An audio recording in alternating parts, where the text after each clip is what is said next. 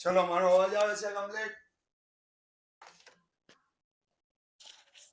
Okay done, ચાલો good.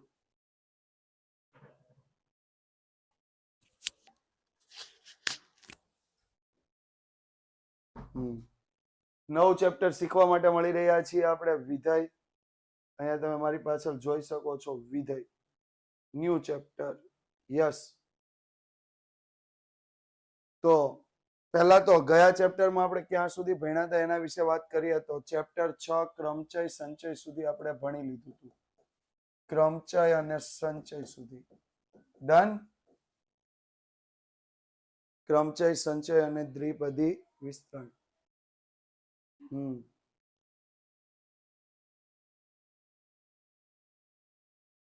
શું આ 10 દિવસમાં MBA ફ્રી એટલે?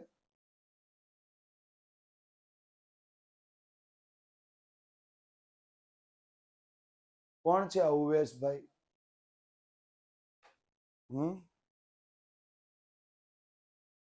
ક્રમચય સંચય અને દ્વિપદી વિસ્તરણ સુધીનું આપણે ટોપિક જોયો તો. ક્રમચય સંચય અને દ્વિપદી વિસ્તરણ. નેક્સ્ટ આગળ વધીએ.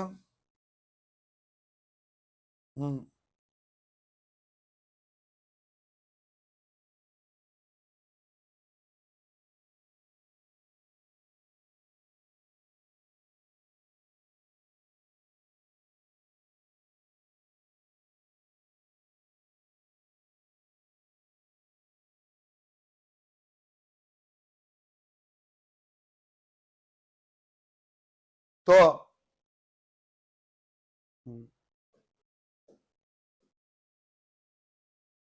આપણે વાત કરીએ વિધેય, વિધેયની થિયરી, પ્રદેશગણ, સહપ્રદેશગણ વગેરે વગેરે વિશે વાત કરતા જઈએ. કેમ કઈ આવ્યું નહીં?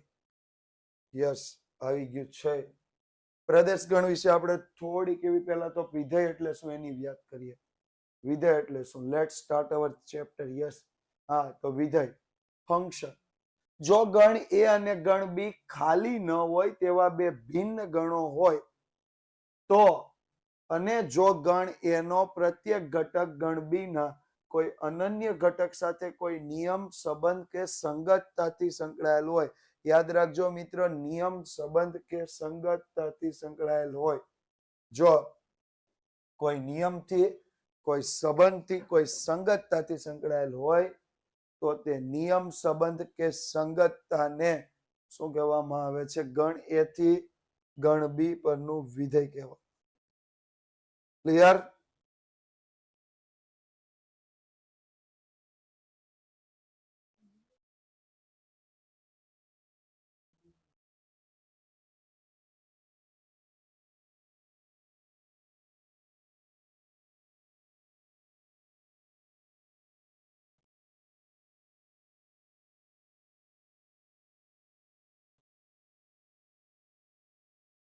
ડન. હા, ફરીથી એક વખત. જો ગણ એ અને ગણ બી ખાલી ન હોય, ખાલી ન હોય એટલે કોઈનો કોઈ સભ્ય હોય. ખાલી ન હોય એટલે શું કહેવા માંગે છે? કોઈનો કોઈ સભ્ય હોય તેવા બે ભિન્ન ગણો હોય. ભિન્ન એટલે અલગ અલગ. ગણ એ અલગ, ગણ બી અલગ.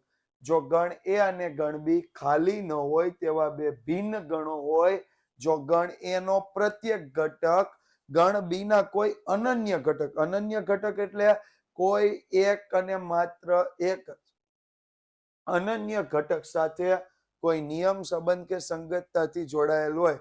દાખલા તરીકે નિયમ કેવો હોય તો કે 2 માં 2 પ્લસ કરતા 4 થાય. આ નિયમ છે. 2 માં 2 પ્લસ કરતા 4 થાય એ નિયમ છે. x પ્લસ 2 બરાબર 6 હોય તો x બરાબર 4 થાય એ સંબંધ છે. કે x પ્લસ 2 બરાબર 6 હોય તો x બરાબર કેટલા થાય? 4. એ સંબંધ થઈ ગયો. અને આપણે જોયું તો ત્રિકોણના બે ખૂણાનો સરવાળો 90 અંશ થાય તો ત્રિકોણનો ત્રીજો ખૂણો કાટકોણ ત્રિકોણ હોય, કાટખૂણો હોય. જોયું તો ત્રિકોણના બે ખૂણાનો સરવાળો 90 અંશ થાય તો ત્રિકોણનો ત્રીજો ખૂણો કયો હોય? કાટખૂણો હોય. બરોબર? એ સંગતતા છે. તો આવા કોઈ નિયમ, સંબંધ કે સંગતતાથી જ્યારે જોડાયેલ હોય તો તેને ગણ એ નું ગણ બી પરનું શું કહેવામાં આવે છે? વિધેય કહેવામાં આવે છે. ગણ એ નું ગણ બી પરનું શું કહેવામાં આવશે? વિધેય. ક્લિયર?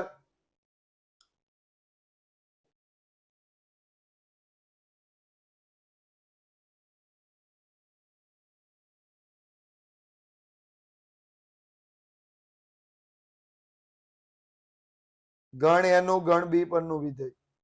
કમ્પ્લીટ.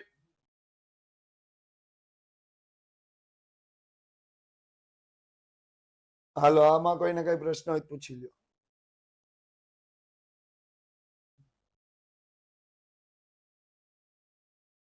છે કોઈને કઈ પ્રશ્ન? ઓકે, આગળ વધીએ. જો એફ વિધેયને કયા સંકેતથી દર્શાવી શકાય? તો વિધેય માટે 4 સંકેત આપ્યા છે. એફ જી એચ કે. કેટલા સંકેત છે? 4 સંકેત. F G H K. Okay, 4 સંકેતથી વિધેયને દર્શાવવામાં આવે છે. એફ જી એચ કે. હાલો જી, હવે કોઈને કઈ પૂછવાનું હોય તો.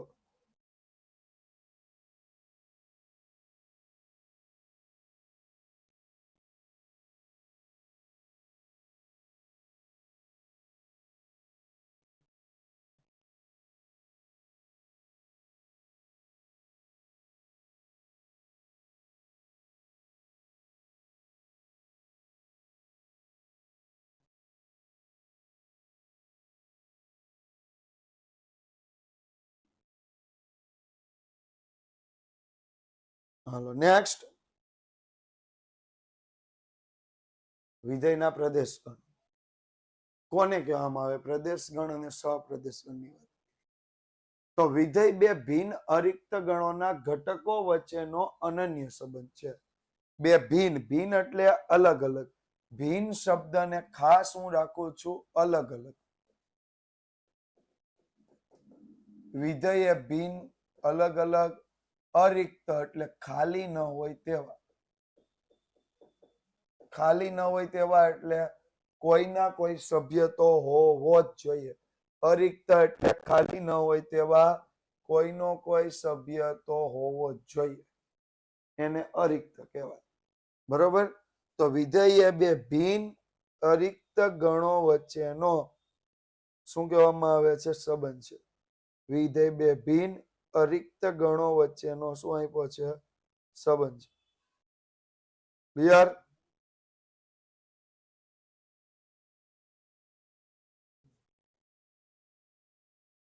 જો બે ગણ એ અને બી હોય તો ગણ એ કે જેના ઘટકો માટે ગણ બી માં અનન્ય ઘટક કે કિંમત પ્રતિબિંબ મેળવવામાં આવે.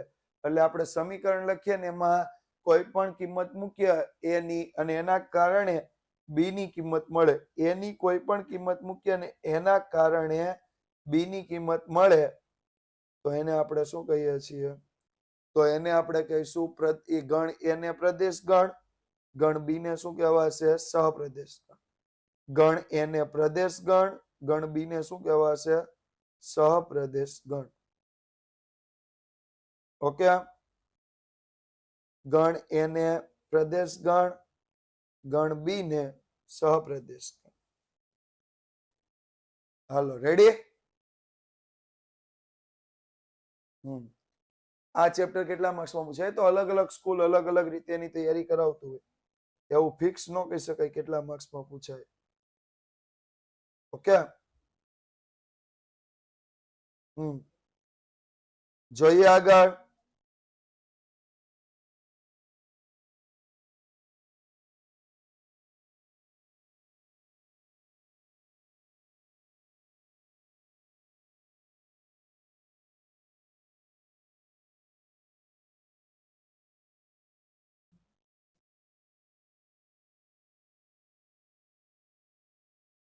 નેક્સ્ટ,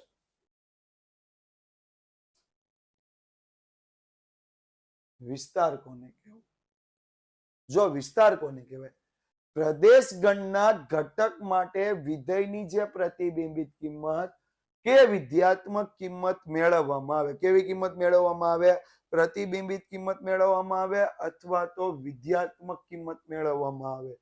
અને તે કિંમતોના ગણને વિધેયનો શું કહેવામાં આવે છે? વિસ્તાર. જે કિંમત મેળવવામાં આવી ને એને શું કહેવામાં આવે છે? વિધેયનો વિસ્તાર. પ્રતિબિંબિત કિંમત મેળવવામાં આવી કે વિધ્યાત્મક કિંમત મેળવવામાં આવી, એ જે કિંમત મેળવવામાં આવી એને શું કહેવામાં આવે છે? વિધેયનો વિસ્તાર. જે પ્રતિબિંબિત કિંમત મેળવવામાં આવે કે જે વિધ્યાત્મક કિંમત મેળવવામાં આવે એને શું કહેવામાં આવે છે? વિધેયનો વિસ્તાર. ક્લિયર?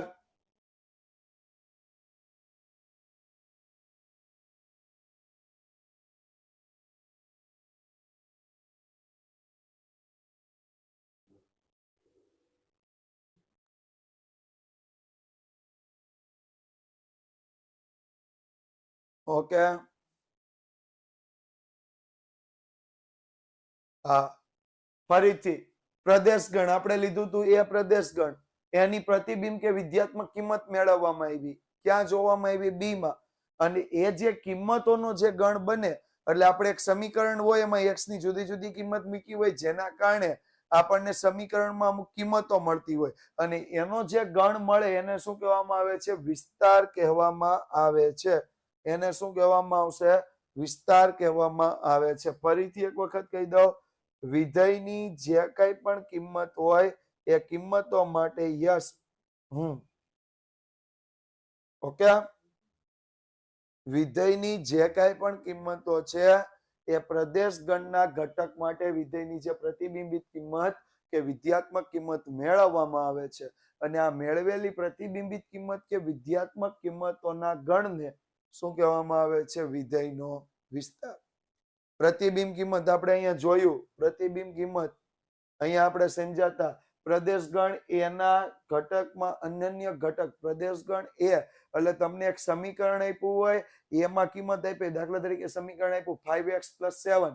હવે x ની કિંમત તમને લેવાનું કીધું 1 2 3 4 5. તો તમે જે 1 2 3 4 5 મૂકો તો 1 2 3 4 5 ને શું કહેવાય? પ્રદેશગણ. જે કિંમત જ્યાં મેળવો છો સહપ્રદેશગણ અને જે કિંમત મળે છે એને શું કહેવાશે? વિસ્તાર.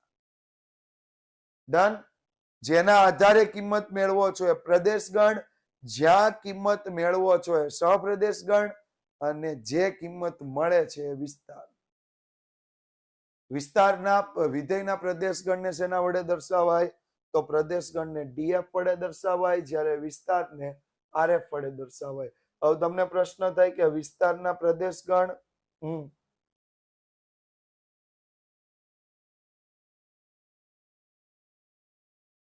હા, તમને પ્રશ્ન થાય કે વિધેયના પ્રદેશગણને ડીએફ અને વિસ્તારને આરએફ કહેવામાં આવે છે. બરોબર? પ્રદેશગણને શું કહેવામાં આવે છે? ડીએફ, વિસ્તારને આરએફ. પ્રશ્ન એ થાય કે તો આમાં સહપ્રદેશગણને શું કહેવાય? તો મિત્રો સહપ્રદેશગણને કોઈ સંકેત આપવામાં આવ્યો નથી. સહપ્રદેશગણને કોઈ સંકેત આપવામાં આવ્યો નથી. પ્રદેશગણનો સંકેત ડીએફ, વિસ્તારનો સંકેત આરએફ. ઓકે.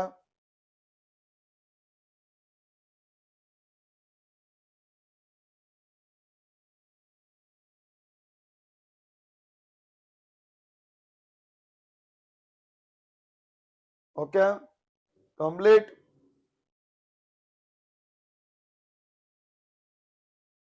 હાલો 3-4 વસ્તુ ક્લિયર ફરીથી કરીએ. પ્રદેશગણ કોને કહેવાય? વિધેય કોને કહેવાય? વિધેય કોને કહેવાય? તો જો પ્રદેશ ગણ એ અને ગણ બી ખાલી ન હોય તેવા ભિન્ન અરિક્ત ગણો હોય, હા, ખાલી ન હોય તેવા બે ભિન્ન અરિક્ત ગણો હોય તો ગણ એના પ્રત્યેક ઘટક માટે ગણ બી ના કોઈ અનન્ય ઘટક મળે છે. ગણ એના પ્રત્યેક ઘટક માટે ગણ બી માં કોઈ અનન્ય ઘટક મળે છે તો શું કહેવાશે? ગણ એ ને ગણ બી પરનું વિધેય કહેવામાં આવે છે. ત્યાર પછીનો આપણો બીજો ટોપિક શું હતો? તો કે પ્રદેશ ગણ કોને કહેવાય અને સહપ્રદેશ ગણ કોને કહેવાય? તો કે ગણ એ અને બી બે ભિન્ન અરિક્ત ગણો હોય અને ગણ એ ના કોઈ પણ ઘટક માટે ગણ બી માં અનન્ય ઘટક કે પ્રતિબિંબ કિંમત મળતી હોય તો ગણ એને પ્રદેશ ગણ અને ગણ બી ને સહપ્રદેશ ગણ કહે છે. જ્યારે વિસ્તાર માટે પ્રદેશ ગણના ઘટક માટે વિધેયની જે પ્રતિબિંબિત કિંમત કે વિધેયાત્મક કિંમત મેળવવામાં આવે છે તે કિંમતોના ગણને શું કહેવામાં આવે છે? વિધેયનો વિસ્તાર કહેવામાં આવે છે. ક્લિયર? હાલો આગળ વધ્યા.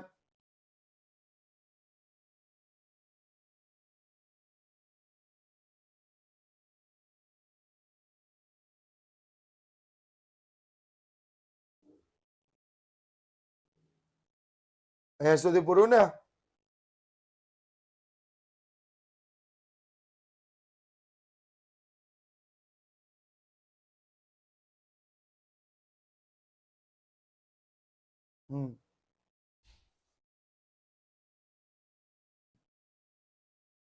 નેક્સ્ટ ટોપિક, વિધેયનો સંકેત શું હોય છે?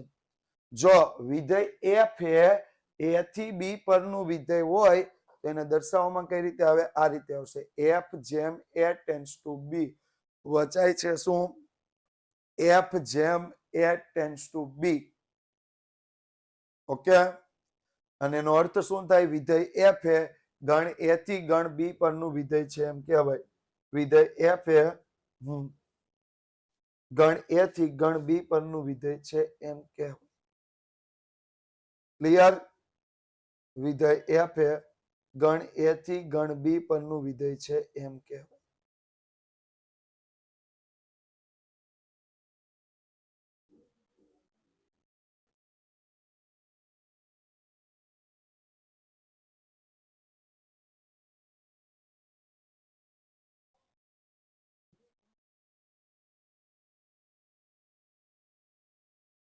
કમ્પ્લીટ?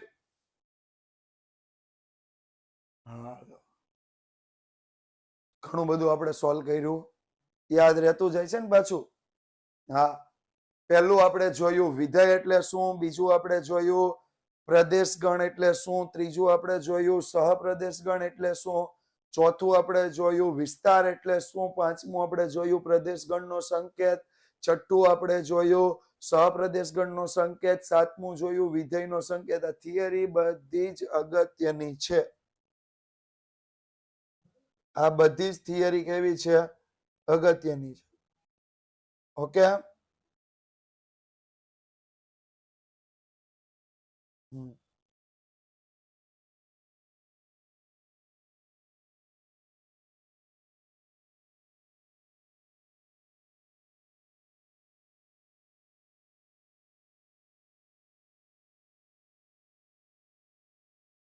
હાલો આગળ વધ્યા.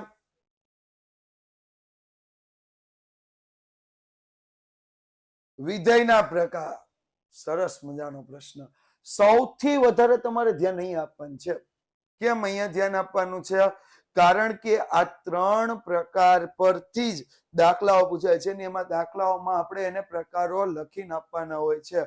તો વિધેયના ત્રણ પ્રકાર છે. કયા કયા? એક એક વિધેય, અનેક એક વિધેય, અચળ વિધેય. વિધેયના મુખ્ય ત્રણ પ્રકાર છે. એક એક વિધેય, અનેક એક વિધેય, અચળ વિધેય. વિધેયના મુખ્ય કેટલા પ્રકાર આપ્યા છે? ત્રણ પ્રકાર. કયા કયા? એક એક વિધેય, અનેક એક વિધેય અને અચળ વિધેય. ક્લિયર? હાલો આમાં કોઈને કઈ પ્રશ્ન હોય તો પૂછી લ્યો.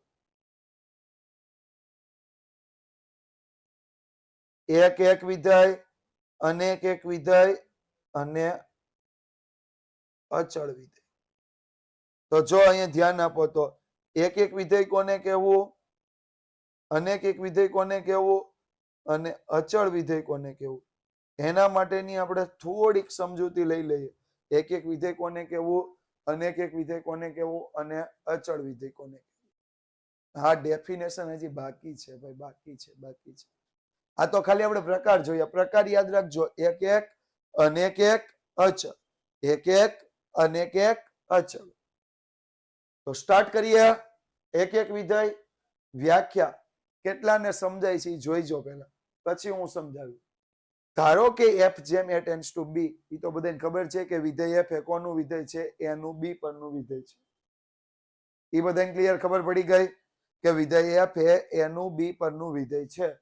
જો પ્રદેશ ગણ એના કોઈ પણ બે ભિન્ન ઘટકો માટે, પ્રદેશ ગણ એના કોઈ પણ બે ભિન્ન ઘટકો માટે શું લેવામાં આવ્યું છે?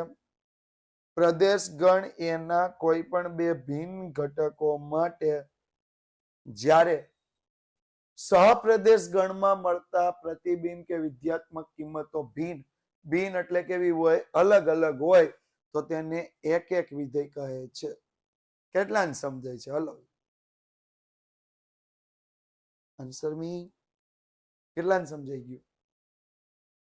કેટલા લોકો હાજર છે પેલા ઈ કયો તો. હાલો તો હા, કુછ તૂફાની કરતે હૈ. ચલો 145. ના સમજાણું, ના સમજાણું. સરસ સરસ.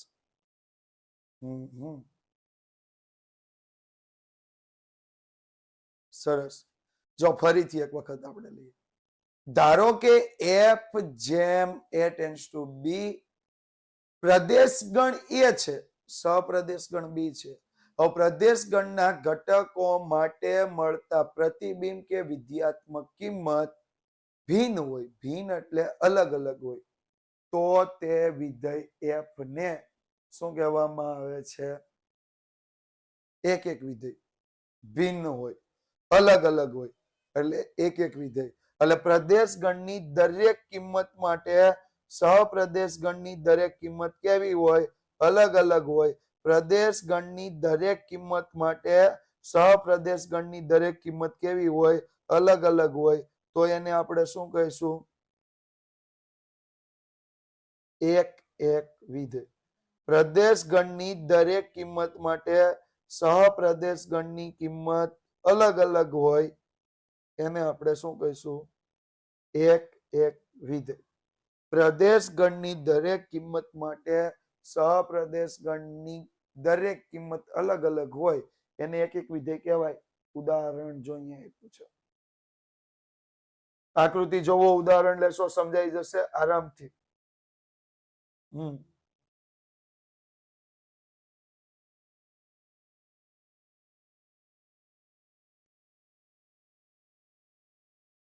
આરામથી સમજાશે. જો ઉદાહરણ જુઓ. શું કર્યું છે? તો પ્રદેશ ગણમાં 5, 6, 7, 8, સહપ્રદેશ ગણમાં કિંમત કેવી મળી? 15, 16, 17, 18. એટલે દરેક માટે અલગ અલગ કિંમત આવી. દરેક માટે કિંમત કેવી આવી? અલગ અલગ આવી. દરેક માટે અલગ અલગ કિંમત આવી એટલે શું કહી શકાય? ધારો કે એફ જેમ એ ટેન્ડ્સ ટુ બી હોય, એટલે વિધેય એફ એ એનું બી પરનું વિધેય છે. તો પ્રદેશ ગણ એના કોઈ પણ બે ભિન્ન ઘટકો માટે સપ્રદેશ ગણમાં મળતા પ્રતિબિંબો કે વિધ્યાત્મક કિંમતો કેવી થઈ ગઈ? ભિન્ન થઈ ગઈ. પ્રદેશ ગણ ઓકે.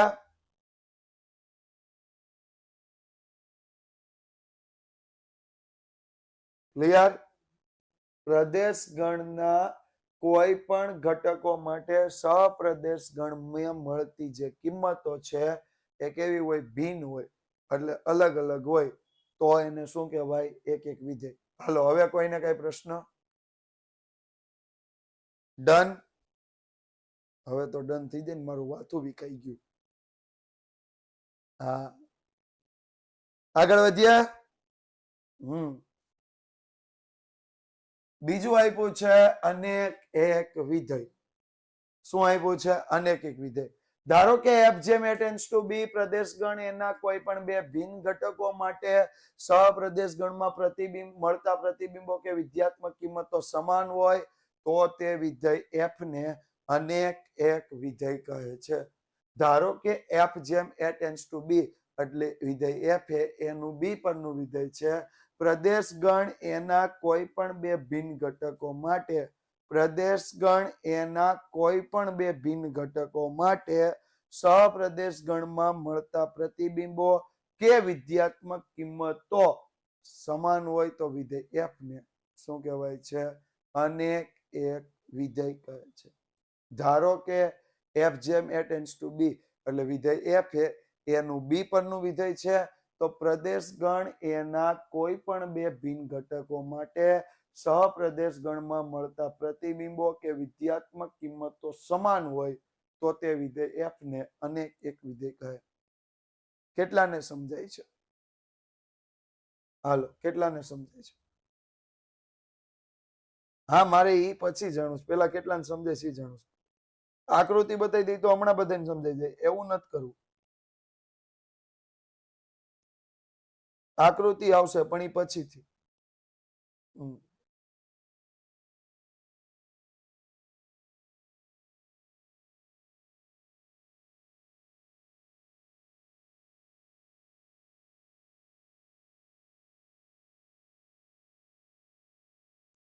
ભિન્ન ઘટકો એટલે અલગ અલગ. હા, પ્રદેશ ગણ એના બધા ઘટકો ભિન્ન જ હોય. પ્રદેશ ગણ એમાં કઈ સમાન ઘટક ન હોય, બરોબર? એટલે પ્રદેશ ગણ એના કોઈ પણ બે ભિન્ન ઘટકો માટે સહપ્રદેશ ગણમાં મળતા પ્રતિબિંબ કે વિધ્યાત્મક કિંમતો સમાન હોય તો એને આપણે શું કહીશું? અનેક એક વિધેય. ટૂંકમાં તમને એવું કહેવા માંગે છે પ્રદેશ ગણ એના કોઈ બે ઘટકો માટે એક સમાન જવાબ મળે.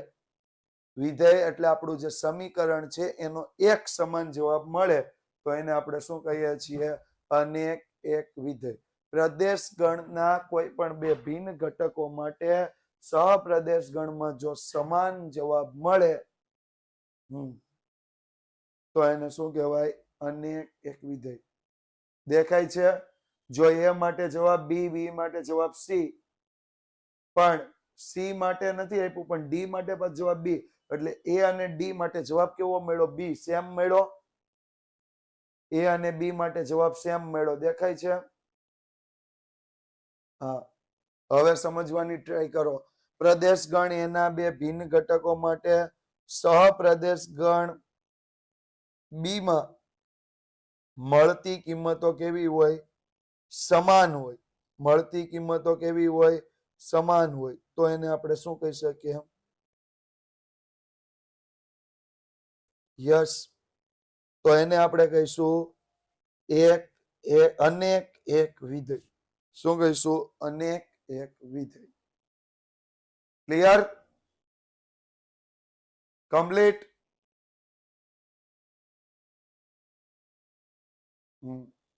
આગળ વધીએ. વિધેયના પ્રકારમાં ત્રીજો પ્રકાર અચળ વિધેય. ધારો કે પ્રદેશે ગણ એના પ્રત્યેક ઘટકો માટે સહપ્રદેશ ગણમાં મળતી પ્રતિબિંબો કે વિધ્યાત્મક કિંમત ફક્ત એક જ હોય.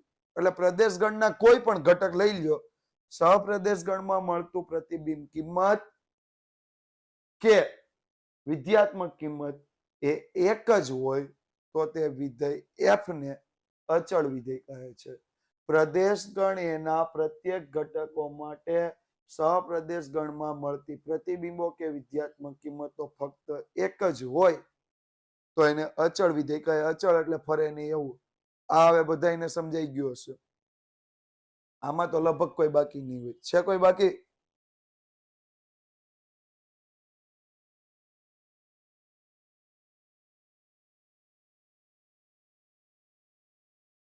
તો આકૃતિ જોવી પડશે.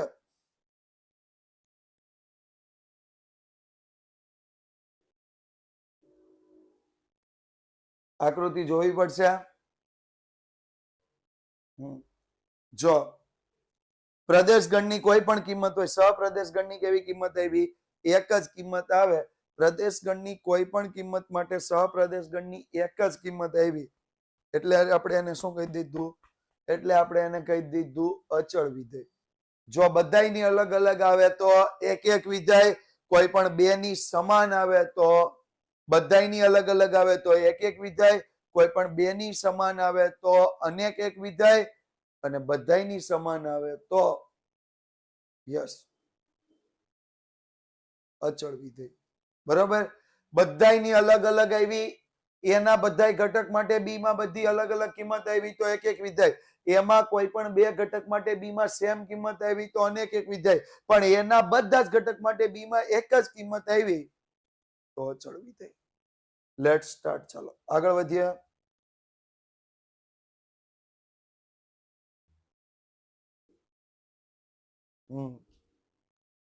છે કોઈને કઈ પ્રશ્ન આગળ?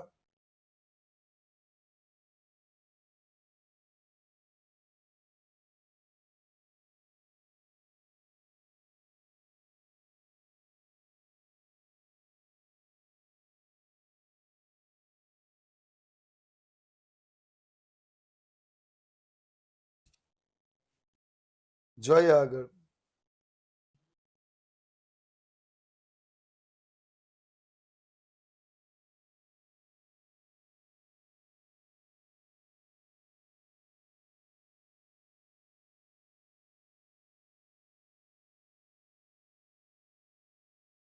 વિધેયની સમાનતા. સમાનતામાં પહેલું વિધેય ક્યારે સમાન કહેવાય? તો સમાનતા માટે બે શરતો છે. કોઈ પણ વિધેયની સમાનતા માટે પણ કેટલી શરતો આપી છે? બે શરતો આપી છે. બે વિધેય સમાન થવા માટેની બે શરતો આપી છે. કોઈ પણ બે વિધેય સમાન થવા માટેની કેટલી શરતો આપી છે? બે શરતો આપી છે. પહેલી શરત શું આપી છે? તો પહેલી શરત આપણે જોઈએ. પહેલી શરત કે બંને વિધેયના પ્રદેશગણ સમાન હોવા જોઈએ, એટલે બંને વિધેય એક જ પ્રદેશગણ પર વ્યાખ્યાયિત થયેલા હોવા જોઈએ. બંને વિધેયના પ્રદેશગણ કેવા હોવા જોઈએ? સમાન હોવા જોઈએ, એટલે કે બંને વિધેય એક જ પ્રદેશગણ પર વ્યાખ્યાયિત થયેલા હોવા જોઈએ. ઓકે. બે વિધેય, દાખલા તરીકે એક વિધેય f છે, એક g છે, એ બે ક્યારે સમાન કહેવાય? જ્યારે બેયના પ્રદેશગણ કેવા હોય? સમાન. એટલે વિધેય f ના પ્રદેશગણ એટલે ગણ એમાં કિંમત આવતી 2 3 4, તો વિધેય g ના પણ પ્રદેશગણમાં કિંમત કેટલી આવતી હોય? 2 3 4. એટલે બે વિધેય સમાન ક્યારે કહેવાય? તો કે બંને વિધેયના પ્રદેશગણ કેવા હોય? સમાન. બંને વિધેયના પ્રદેશગણ કેવા હોય? સમાન. તો એને આપણે શું કહી શકીએ? ક્લિયર?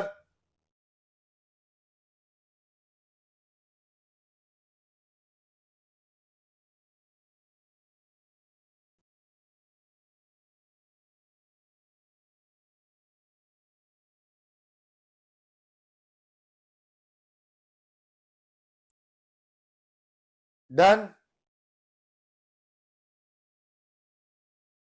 આગળ.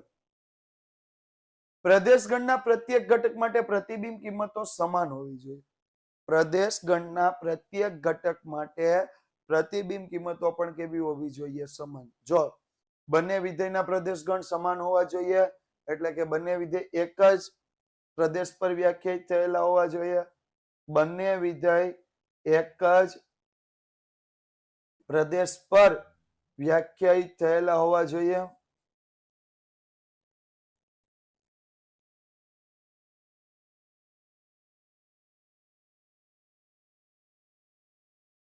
અને બીજું બંને વિધેયના પ્રદેશગણના પ્રત્યેક ઘટકો માટે પ્રતિબિંબ કિંમતો પણ કેવી હોવી જોઈએ? સમાન.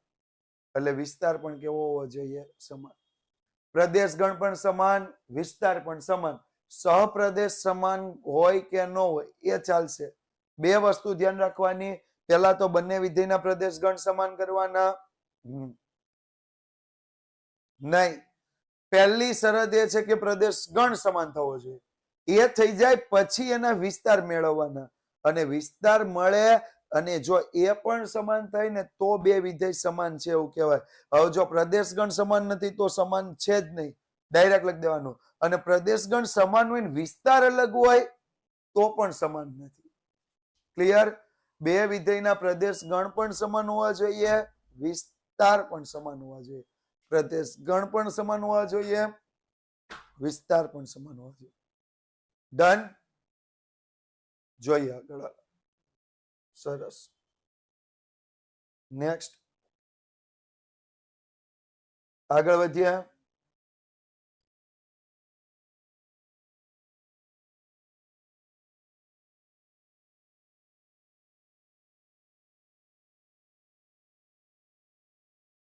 વાસ્તવિક વિધેય. વાસ્તવિક વિધેય કોને કહેવાય? જો f ટેન્ડ્સ ટુ f જેમ a ટેન્ડ્સ ટુ b બધાને ખબર છે. f જેમ a ટેન્ડ્સ ટુ b બધાને ખબર છે. યસ શું આવશે વિધેય એફ એ એનું કોના પરનું વિધેય છે બી પરનું વિધેય એફ એ એનું બી પરનું વિધેય છે જ્યાં એ ઉપગણ બી એટલે એની કિંમત શેમાંથી લેવામાં આવી છે આર માંથી એ ઉપગણ આર એટલે એની કિંમત શેમાંથી લેવામાં આવી છે આર માંથી તો વિધેય એફ નો વાસ્તવિક ચલનું વિધેય કહે છે તો વિધેય એફ ને વાસ્તવિક ચલનું વિધેય કહે છે અને જો તેનો વિસ્તાર પણ વાસ્તવિક સંખ્યા ગણ પર આધારિત વ્યાખ્યાયિત હોય તો એફ ને વાસ્તવિક વિધેય કહે ફરીથી એક વખત આખું સમજીએ વાસ્તવિક સંખ્યા ગણ કયો હોય આર હોય વાસ્તવિક સંખ્યાનો ગણ કયો હોય આર હોય એફ જેમ એ ટેન્ડ્સ ટુ બી એટલે વિધેય એફ એ કોના પરનું વિધેય છે એનું બી પરનું વિધેય છે વિધેય એફ એ એનું બી પરનું વિધેય છે તો વિધેય એફ ને જો જ્યાં એ બિલોંગ્સ ટુ આર એટલે પ્રદેશ ગણ એ એટલે કયો ગણ આવશે એ એટલે પ્રદેશ ગણ કેવો હોવો જોઈએ વાસ્તવિક સંખ્યા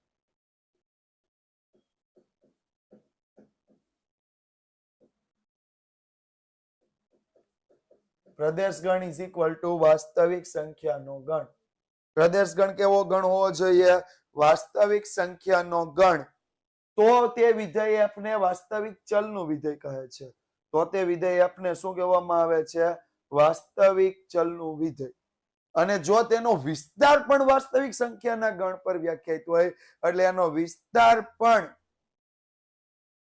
જો વાસ્તવિક સંખ્યા હોય પ્રદેશ ગણ વાસ્તવિક સંખ્યા હોય તો ખાલી વાસ્તવિક ચલનું વિધેય અને વિસ્તાર પણ વાસ્તવિક સંખ્યા હોય તો એ વાસ્તવિક વિધેય ફરીથી એક વખત કહી દો પ્રદેશ ગણ વાસ્તવિક સંખ્યાનો ગણ હોય તો એ વાસ્તવિક ચલનું વિધેય અને વિસ્તાર પણ વાસ્તવિક સંખ્યાનો ગણ હોય તો એ વાસ્તવિક વિધેય પ્રદેશ ગણ વાસ્તવિક સંખ્યાનો ગણ હોય તો એ વાસ્તવિક વિધેય વાસ્તવિક ચલનું વિધેય એનો વિસ્તાર પણ વાસ્તવિક સંખ્યા પર વ્યાખ્યાયિત હોય તો એ વાસ્તવિક વિધેય ક્લિયર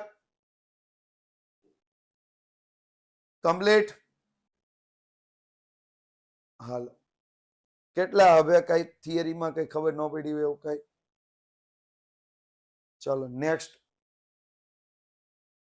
હા સરસ મજાનો પ્રશ્ન આવી ગયો જો fx બરાબર શું આપ્યું છે fx બરાબર n tends to n sorry f જેમ n ટેન્ડ્સ ટુ n એટલે વિધેય f માં કોનું કોના પરનું છે n નું n પરનું વિધેય છે હવે n એટલે પ્રાકૃતિક સંખ્યાનો ગણ 1 2 3 4 5 આવું આવતું યાદ છે પ્રાકૃતિક સંખ્યાનો ગણ અહીંયા આપ્યું ભી છે x ક્યાંથી લેવામાં આવ્યો n માંથી કેમ n માંથી તો n શું છે પ્રાકૃતિક સંખ્યાનો ગણ છે શું છે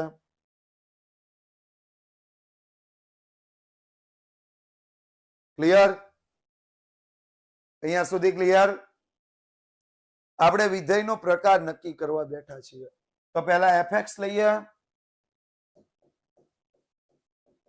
5x + 2 કેટલા લઈશું 5x + 2 5x + 2 લઈ લીધું એટલું 5x + 2 લઈ લીધું 5x + 2 લઈ લીધું યસ તો પહેલું લઈએ p1 sorry f1 5 × 1 + 2 5 + 2 = 7 f2 5 × 2 + 2 10 + 2 12 f3 5 × 3 + 2 15 × 2 17 f4 5 × 4 + 2 20 × 2 22 આવું ગમે એટલી સંખ્યા સુધી લેતા જાઓ ગમે એટલી અનગિનત સંખ્યાઓ ક્યારેય સમાન થાય પદ ક્યારેય સમાન થશે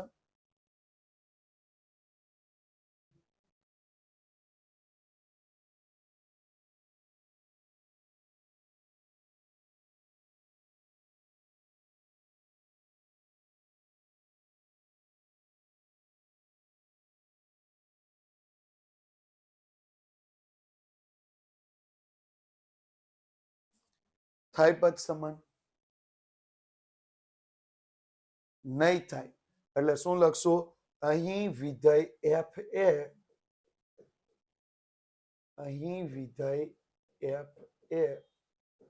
કેવું વિધેય છે? એક વિધેય છે.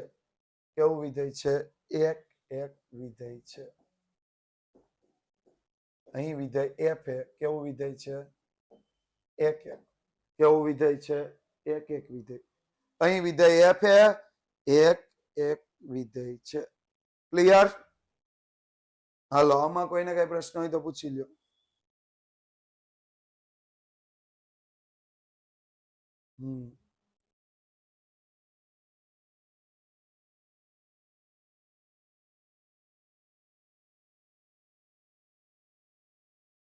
ચાલો નેક્સ્ટ.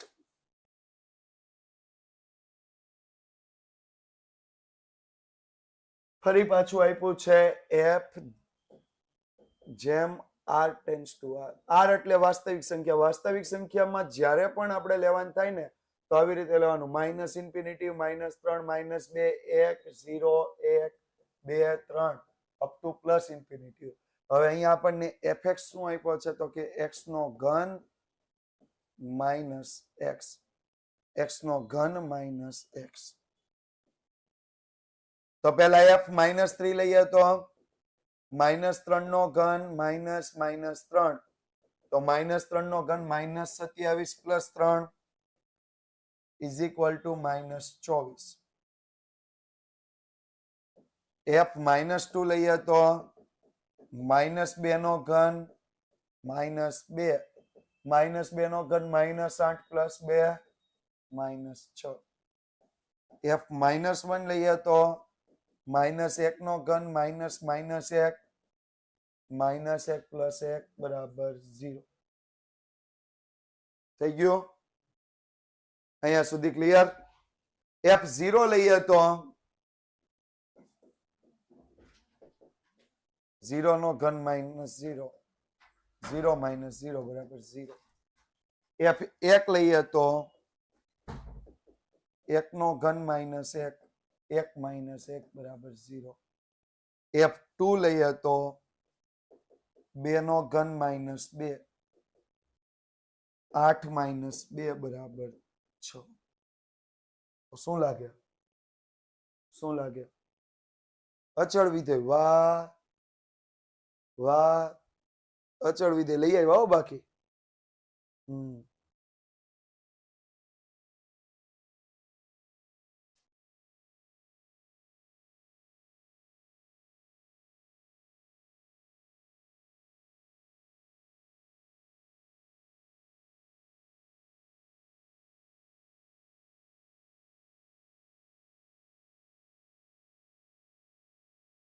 કયું વિધેય થશે?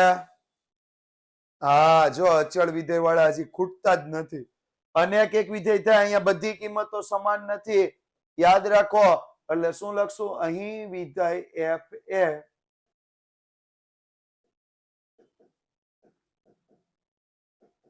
કેવું વિધેય છે? અનેક એક વિધેય છે. કેવું વિધેય છે? અનેક એક વિધેય છે. અહીં વિધેય f એ અનેક એક વિધેય છે. ઓકે?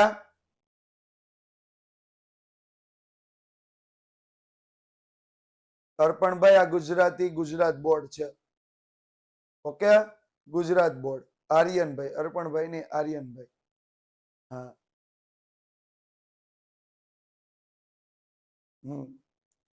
નેક્સ્ટ. ચાલો. જી r tends to r. r આપણે લઈ લઈએ તો -3 -2 -1 0 1 2 3. જ્યાં gx આપણને આપ્યું છે 7. હવે કોઈ પણ કિંમત લ્યો. g -3 7, g -2 7, g -1 7, g0 7, g1 લઈ લ્યો તો 7, g2 લઈ લ્યો તો 7, G3 લઈ લ્યો તો 7.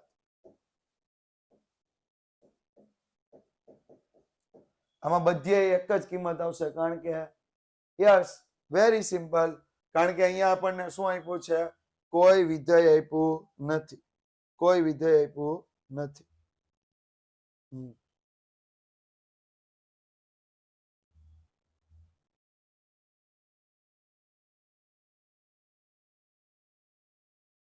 Done, complete. તો શું લખશું અહીં વિધેય જી એ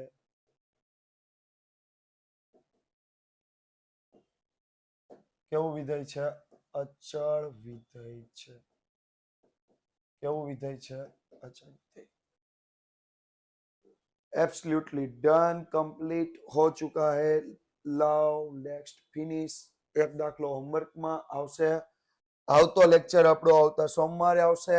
વિધેયના સ્વાધ્યાયના પ્રશ્નો. થિયરી પૂરી થઈ ગઈ એટલે વિધેયના સ્વાધ્યાય 8 ના દાખલા આપણે ગણશું. વિધેયના સ્વાધ્યાય 8 ના દાખલાઓ આપણે સોલ્વ કરશું. ટૂંકા દાખલા, મોટા દાખલા, દરેક પ્રકારના દાખલા. ઓકે. હા, જે ઇકોનોમિક્સ નો લેક્ચર નથી. Okay, yes.